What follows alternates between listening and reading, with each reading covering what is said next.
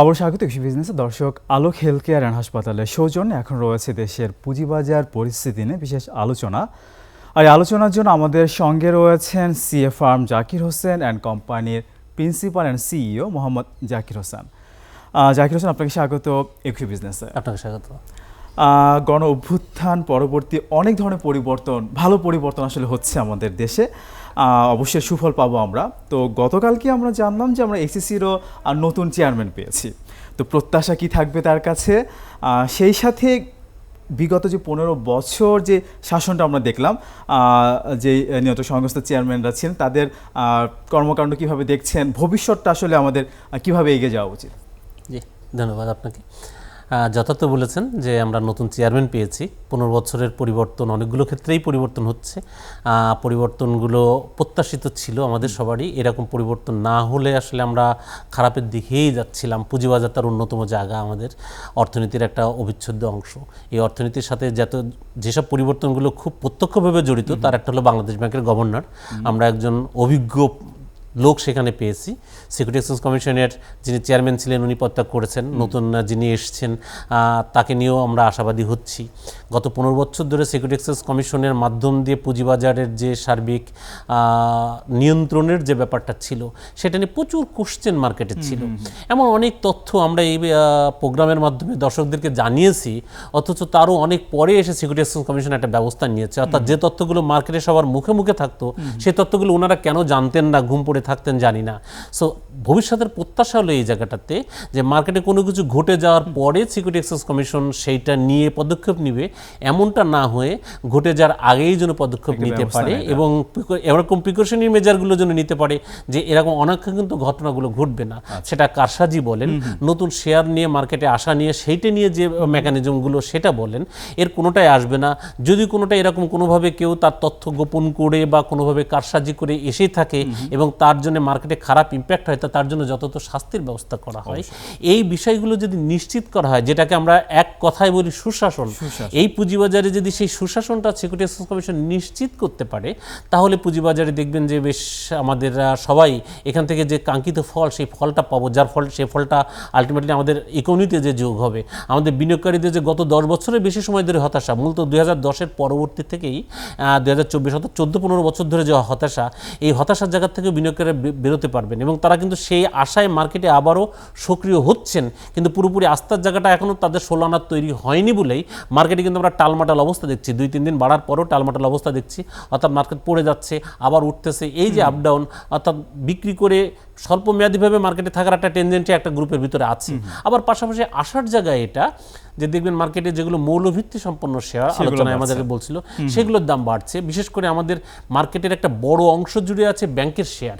Market ক্যাপিটালের যে ক্যাপিটালের total একটা পার্টের একটা বড় অংশ ব্যাংক এবং লিজিং কোম্পানির শেয়ার। এই শেয়ারগুলোর মুভমেন্ট ছিল না বললেই চলে, কারণ হলো এখানে ক্যাপিটাল বেসটা অনেক বড় ছিল, কারসাজির সুযোগটা কম ছিল।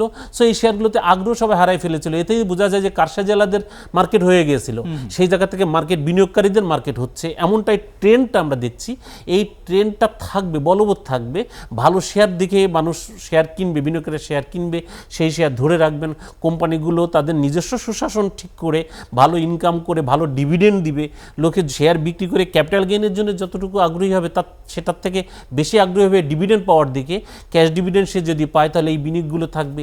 এই ব্যবস্থাটা নিশ্চিত করতে পারলে মার্কেটে বিনিয়োগটা স্থায়ী হবে। স্থায়ী বিনিয়োগ যত মার্কেটে হবে, তত মার্কেটটা দীর্ঘমেয়াদের জন্য একটা স্টেবল জায়গাতে যাবে। এই জায়গাটা আমাদের মার্কেটে খুবই দরকার।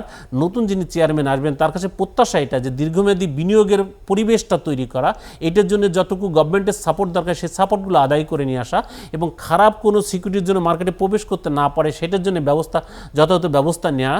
এবং কেউ যদি মার্কেটে কোনো কার্যক্রম করেই ফেলে অগোচরে এবং সাবসিকুয়েন্টলি ধরা পড়ে, তাহলে সেটার জন্য যথাযথভাবে সেটার ব্যবস্থা নেওয়া হয়। এই বিষয়গুলো যদি উনি নিশ্চিত করেন, সিকিউরিটি এক্সচেঞ্জ কমিশনের ভিতরেও যে ধরনের অনিয়মের কথাগুলো আমরা বাইরে থেকে শুনে থাকি, সেগুলোও যদি উনি ব্যবস্থা নিতে পারেন, সুশাসন অভ্যন্তরে এবং বাইরে দুই জায়গাতেই যদি নিশ্চিত করা যায়, তাহলে আমি খুবই আশাবাদী যে মার্কেট ভালো মানে দিকে যাবে। সুশাসন লাগবে আসলে আস্থার জন্য, নিশ্চিতভাবে মানে এর সুশাসন কোনো লাগবে। আসলে ব্যতিক্রম হলে আসলে চলবে না। এবং এর সাথে যেটুকু আর একটু অ্যাড করা দরকার সেটা হলো যে মার্কেটকে স্বাধীনভাবে কাজ করতে দেওয়া, কাজ মার্কেটকে করতে দিতে স্বাধীনভাবে চলতে দেওয়া। অনেক ধরনের আমরা কিন্তু হস্তক্ষেপের কথা কিন্তু অতীতে আমরা শুনে এরকম দেখেছি, থাকি। আমি নিজে একটা জি। মার্চেন্ট ব্যাংকিং এর সাথে জড়িত ছিলাম, একটা ব্রোকারেজ হাউসের সাথে জড়িত ছিলাম। যখন মার্কেটে মার্জিন লোন জনিত কারণে মার্কেট পড়ে যাচ্ছে, ট্রিগার সেল দেওয়া উচিত বা সেখানে ফোর্স সেল দেওয়া উচিত, যেটাই বলি না কেন, মার্জিন লোনটা রিকভারের জন্য তখন বিভিন্ন মহল থেকে চাপ এসছে। ইভেন আচ্ছা, স্বয়ং আচ্ছা। সিকিউরিটিজ কমিশনের কাছ থেকেই কোনো কাগজের কোনো নির্দেশনা না, টেলিফোনের নির্দেশনা, শেয়ার বিক্রি করো না। আচ্ছা, এই আচ্ছা। বিক্রি না করার জন্য কারণে দুজনই ক্ষতিগ্রস্ত হয়েছে। যিনি বিনিয়োগকারী অর্থাৎ মার্জিন লোন দিয়েছেন, এই প্রতিষ্ঠান যেমন Share price ক্ষতিগ্রস্ত আরো কমে গেলে তো দুই ঠিক, পক্ষেই right? আসলে ক্ষতি। একইভাবে বিনিয়োগকারীও ক্ষতিগ্রস্ত হয়ে নেগেটিভে চলে গেছে। সেই নেগেটিভ ইকুইটি নিয়ে ম্যাক্সিমাম মার্চেন্ট ব্যাংকার এবং ব্রোকার হাউস এখনো পর্যন্ত আটকে বসে আছে। 2010 কিন্তু এরকম একটা ঘটনা আমরা দেখেছিলাম, Exactly. সেখান থেকে আর তো উঠে সেই দাঁড়াতে জায়গাতে পারেনি চলে আসা। প্রতিষ্ঠানগুলো। উল্টা কোষে ঘটেছে যে মার্জিন লোনের যে লিমিট থাকে, জি। এই লিমিটটার বেশি মার্জিন লোন দেওয়ার জন্যও কখনো কখনো উপর থেকে এরকম প্রেশার এসছে কোনো বিশেষ ব্যক্তির জন্য, বিশেষ গোষ্ঠীর জন্য এই সুবিধাটা দেওয়ার জন্য।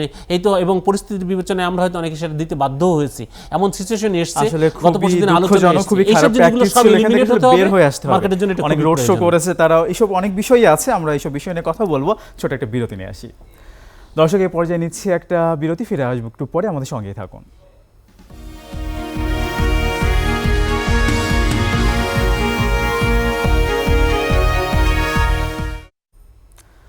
দর্শক, বিরতির আগে দেশের পুঁজিবাজার পরিস্থিতি নিয়ে কথা বলছিলাম CA firm Zakir Hossain and কংয়ের principal and CEO Mohammad Zakir হোসেনের সঙ্গে। আবার ফিরছি আলোচনায়। জাকির হোসেন, আমরা বর্তমান বাজার পরিস্থিতি, সেই সাথে বিগত 15 বছর অনেক ইস্যু নিয়ে কথা বলছিলাম। আমরা বিগত 15 বছর কিন্তু অনেক আইপিও দেখেছি, অনেক রোড শো দেখেছি, এসএমই নামক একটা প্ল্যাটফর্ম তৈরি হতে দেখেছি, ওটিসি থেকে অনেক কোম্পানি আসতে দেখেছি, অনেক খারাপ কোম্পানি অথবা বন্ধ কোম্পানিকে সচল করার উদ্যোগ দেখেছি, অনেক উদ্যোগই ছিল। সব কিছু মিলিয়ে কীভাবে দেখেন? আমরা সুকুক বন্ডের ইস্যুটাও জানি, কিভাবে দেখেন? যে সার্বিকভাবে আপনি যতগুলো ইস্যু বলেছেন, এগুলো সবগুলো পুঁজিবাজার সংশ্লিষ্টই বিষয়। মার্কেটে যে আইপিও আসে, এই আইপিও আসার অনেকগুলো মেকানিজম পৃথিবীব্যাপী চালু আছে, যার কয়েকটা আমরা বাংলাদেশেও দেখেছি।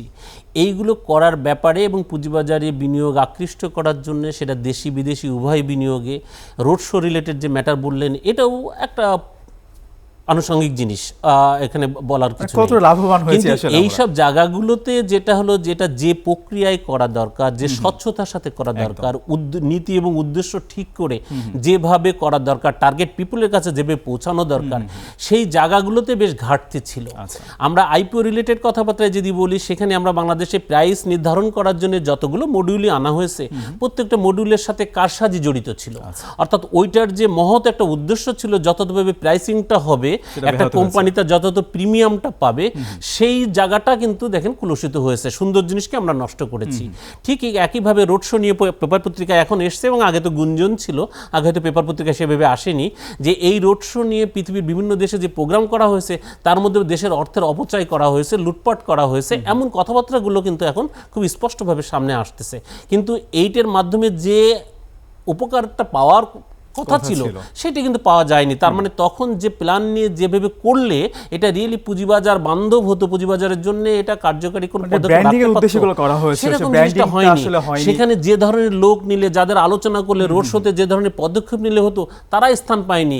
এখানে লেজুর ভিত্তিক যে লোকজন, চাটুকার যাদেরকে আমরা বলি, সেই চাটুকাররা, রাজনীতির সংশ্লিষ্ট লোকজন এখানে সুযোগ পেয়েছে সরকারি টাকায় বা কোনো একটা প্রতিষ্ঠানের টাকায়। তারা বিদেশ ভ্রমণ করেছে, বিদেশে তাদের প্রমোদ ভ্রমণ হয়েছে, এখানে আলটিমেটলি দেশের বা পুঁজিবাজারের জন্য কোনো লাভ হয়নি।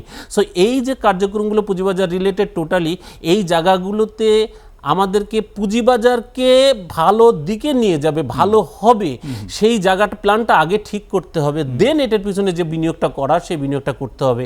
যে কার্যক্রমটা নেওয়ার, সেটা নিতে হবে। যে স্বচ্ছতা দরকার, সেটা নিশ্চিত করতে হবে। এবং স্বচ্ছতা যদি না আসে, সুশাসন যদি না আসে, কেউ যদি এটাকে ভিন্ন পথে নিতে চেষ্টা করে, তার যথাযথ শাস্তির ব্যবস্থা করতে হবে।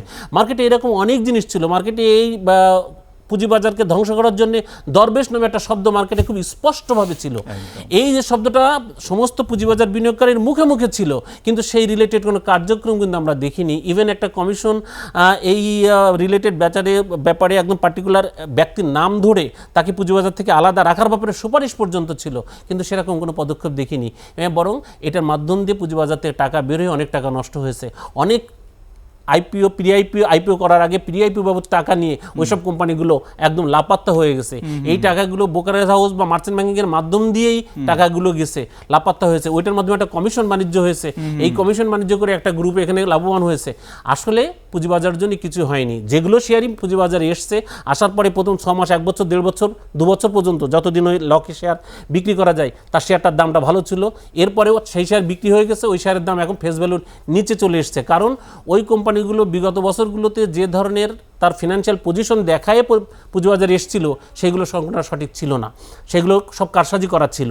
সব কারসাজির মধ্যে প্রাইস করে তারা বিক্রি করে বেরোয় গেছে। আলটিমেটলি শেয়ারগুলো যারা বিনিয়োগ করে বসে আছেন তারা এখন ক্ষতিগ্রস্ত হয়েছে, এবং এই ক্ষতিগ্রস্তটা পুরোটা পুঁজিবাজারই ক্ষতিগ্রস্ত হয়েছে। প্লেসমেন্ট শেয়ারের মাধ্যমেও তো বিনিয়োগে অনেক টাকা কিন্তু আটকে আছে, অনেক টাকা আটকে আছে। আমার নতুন চেয়ারম্যানের কাছে এটাও একটা আবেদন থাকবে যে উনি প্রত্যেকটা ব্রোকারেজ হাউস এবং মার্চেন্ট ব্যাংক থেকে এই খোঁজটা নেবেন যে তাদের মাধ্যমে এটা ম্যাক্সিমামটা হয়েছে, যে কি পরিমাণ প্লেসমেন্টের টাকা আটকে আছে। ওইসব প্রতিষ্ঠানগুলোকে বাধ্য করা যে এই টাকাগুলো বিনিয়োগকারীদেরকে সুদে আসলে ফেরত দেওয়া, যাতে ওই যদি সেটা না করতে পারে ওই কোম্পানির সংশ্লিষ্ট লোক যারা আছে তাদের প্রত্যেককে একদম যথাযথ শাস্তির ব্যবস্থা করা, যেন আমরা সেটা চোখে দেখতে পারি।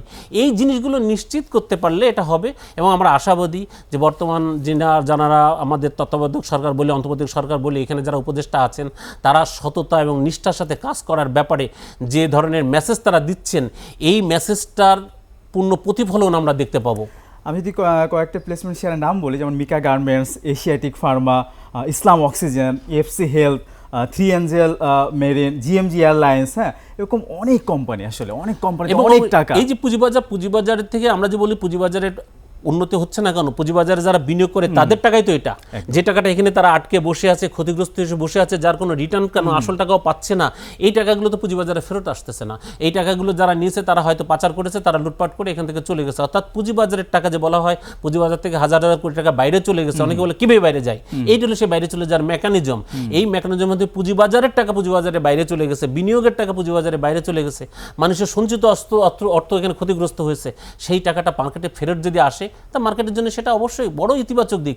ফেরত যদি না আসে, সেটা যদি রিয়েলি ফেরত আনার মতো অবস্থা না থাকে, তো যারা এই টাকাটা লুটপাট করেছে তাদের প্রত্যেকে ধরে ধরে একদম দৃষ্টান্তমূলক শাস্তির ব্যবস্থা করা হোক, যে শাস্তিটা পুঁজিবাজারের ভবিষ্যতের জন্য খুব বড় আকারে কাজ করবে। এবং আমরা কিন্তু বাইরের বিশ্বে কিন্তু এরকমটা দেখি, প্র্যাকটিসটা কিন্তু আমরা দেখি উন্নত বিশ্বে। হ্যাঁ, উন্নত বিশ্বে আমরা তো বললাম আমাদের পুঁজিবাজারে যতগুলো উপাদান আছে তার সবগুলো উন্নত বিশ্বে আছে। ইভেন যেমন গ্যামলিং রিলেটেড আমরা যে শব্দটা উচ্চারণ করি, পৃথিবীর সমস্ত পুঁজিবাজারে গ্যামলিং আছে, কিন্তু গ্যামলিংটা সরকারের, রাজনৈতিক দলের বা প্রতিষ্ঠানের প্রভাবশালী ব্যক্তি যারা আছে তাদের মদদে হয়, এমনটা পৃথিবীর অন্যান্য জায়গাতে নেই, যেটা বাংলাদেশে আছে। এই তারা সেটা কন্ট্রোল করার চেষ্টা করে। আমাদের দেশে বাইরের দেশে মার্কেট মেকার অথবা মিউচুয়াল ফান্ড, এরকম অনেক প্রতিষ্ঠান তো থাকে, তারা আসলে কাজগুলো। এবং এটার আপনি অন্য যে ফান্ডটা বলছিলেন, বন্ড বা মিউচুয়াল ফান্ড রিলেটেড ম্যাটার, একটা পুঁজিবাজার শুধুমাত্র শেয়ার দিয়ে কিন্তু বড় হয় না। একটা পুঁজিবাজার শেয়ার দিয়ে স্থায়ী রূপ কখনো নিতে পারে না। সো সেখানে পুঁজিবাজার আদার যে ইনস্ট্রুমেন্টগুলো আছে, যার মধ্যে অন্যতম একটা হলো বন্ড, পুঁজিবাজার যেটা আছে মিউচুয়াল ফান্ড। পৃথিবীর অন্যান্য অনেক বড় বড় পুঁজিবাজারে মিউচুয়াল ফান্ড খুব বড় ভূমিকা পালন করে, অথচ আমাদের সেই মিউচুয়াল ফান্ডগুলো ফেস ভ্যালুর মিউচুয়াল ফান্ড, সেগুলো 2 টাকা 3 টাকা 4 টাকা ভ্যালুতে চলে এসছে। সেখানে যারা বিনিয়োগ করে তাদের তো পার্টিকুলার শেয়ার মার্কেটে বিনিয়োগ করে এখান থেকে তাদের সুবিধা নেওয়ার কথা, সেখানে একটা পলিসি এখানে নির্ধারণ করা আছে, কিন্তু সেটা হয়নি।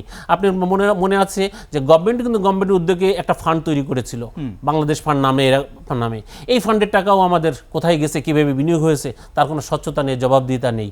আমাদের যে অবন্টিত মুনাফা, এটা নিয়ে যে একটা ফান্ড করা হয়েছে, সেই ফান্ডের টাকাও পুঁজিবাজারে বিনিয়োগ কিভাবে আসার কথা, সেটা পার্টিকুলার কোনো একটা শেয়ারে চলে গেছে, পার্টিকুলার কোনো একটা খাতে চলে গেছে।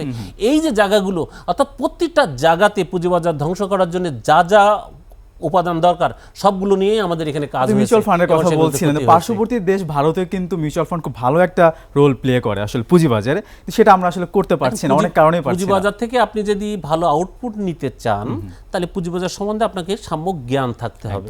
শেয়ার কি জিনিস, এখানে ক্যাপিটাল গেইন কি জিনিস, এখানে রাইট শেয়ার কি জিনিস, বোনাস শেয়ার কি জিনিস, ডিভিডেন্ড, ক্যাশ ডিভিডেন্ড কি জিনিস, সেগুলোর ইম্প্যাক্ট, এই বিষয়গুলো একটা সাধারণ বিনিয়োগকারীর চাইতে সবাই আমরা জানি না।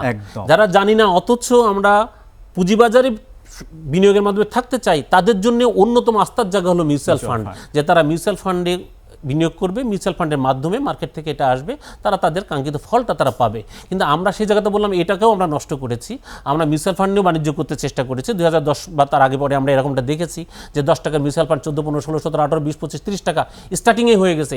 স্টার্টিং একটা মিউচুয়াল ফান্ডের দাম 30 টাকা, 10 টাকাটা 30 টাকা কেমনে হয় আমার মাথায় কখনো খেলেনি। যার এনএভি ওই দিনই নেগেটিভ হয়ে যায়, যেহেতু তার ইনিশিয়াল কিছু খরচ থাকে, সেটা কেন ইনিশিয়ালি 30 টাকা 40 টাকা হয়ে যাবে। কারসাজির ধরনটা তখনই বোঝা যায়, ওইটাই মিউচুয়াল ফান্ডকে ধ্বংস করে দিয়েছে। বিশেষ 1 মিনিট একটু জানতে চাইবো, অনেক ধরনের সিন্ডিকেশনের কথা আমরা আসলে শুনতাম আর কি, ওগুলো কি ভাঙবে কিনা? আমরা যে এতক্ষণ যে আলোচনা করলাম এর সুফল যদি পেতে হয়, তার সিন্ডিকেট বলতে কোনো শব্দ থাকতে পারবে না, এই শব্দটাই এলিমিনেট করতে হবে। সো সিন্ডিকেট ভাঙা তো মনে পড়ে, এই শব্দটাই পুঁজিবাজারের ডিকশনারি থেকে শব্দটা সরাই ফেলতে হবে। যে কোনো ধরনের সিন্ডিকেট, কোনো সিন্ডিকেট কখনো আপনি দেখবেন ভালো কাজের জন্য না। সিন্ডিকেট যারা করে ওরা খারাপ কাজের সিন্ডিকেট করে, ভালো মানুষের কিন্তু সিন্ডিকেট হয় না। সিন্ডিকেট হয় কারসাজি আলাদের, সিন্ডিকেট হয় লুটপাটকারী আলাদের, সিন্ডিকেট হয় দুর্বৃত্ত। সো সিন্ডিকেট শব্দটাই ভেঙে ফেলা দরকার, সিন্ডিকেট শব্দটাই দূর করে দেওয়া দরকার পুঁজিবাজার থেকে।